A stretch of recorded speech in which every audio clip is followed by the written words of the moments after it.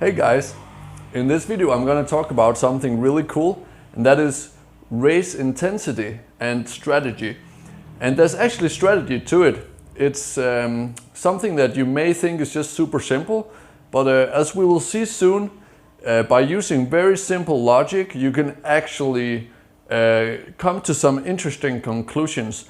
And we will also come with some real examples of riders who have different race intensity, and then we will compare their results to this theory that we have here. And it's not as complicated as it looks, okay? I have made two graphs. The one of them is race intensity and lap times. The other one is race intensity and results. Most people would think if you go out and race, you just have to go like as fast as you can, like win or die. You have maybe heard the saying win or die. That's kind of like how James Stewart he used to ride. But that's not always the best, as we will see very soon. Let's have a look at the theory. So over here we have defined 100%. If you ride at your 100% best, we will define that as your perfect lap time, okay? And then if you're riding at 105%, we will define that as when you're starting to make around 5 mistakes per lap. You're starting to make mistakes, in other words. When you're riding at 100%, you're going as fast as you can without making mistakes, okay? And then when you're starting to make 10 mistakes every lap, then you're going at 110%. That means you're starting to totally override the track. It's also known as overriding. Then we will compare that to going at lower percentages of intensity, okay? So when you're going, for example, at 95%, you're not making mistakes, and you're not feeling that you are riding as fast as you can, okay? You're feeling like you're holding slightly back, but almost going as fast as you can, okay? And at 93, same kind of thing.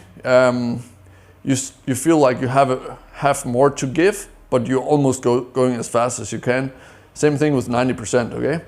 And another way we define this is like how many seconds per lap slower do you get on these percentages.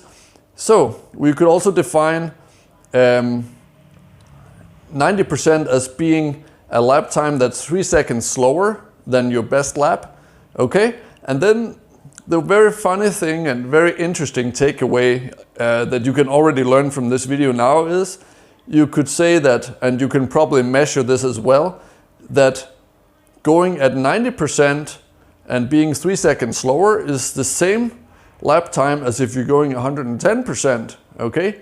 In other words, going like crazy fast and starting to make mistakes all the time is slower, much slower than 100%, and it's as slow as going 90%. So you might as well go 90% as 110%. And it's even better to go 90%, as we will talk about here.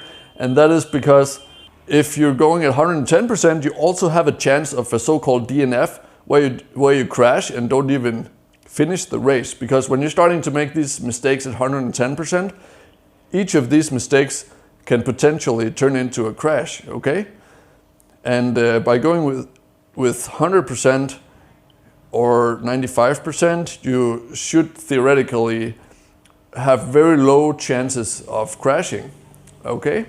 You may as well aim for going 95%, which is 1 second slower than your perfect lap, and then you will basically ride very close to your optimal pace. And then during the race you can work your way from 95% closer to 100% if you have the fitness for it, and if you can control it by not overshooting your target of intensity, so to speak, and end up overriding the track, okay?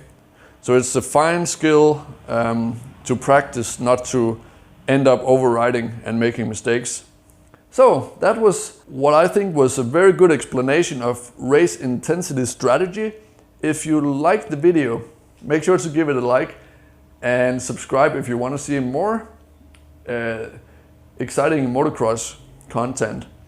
Thank you for watching and see you on the next one.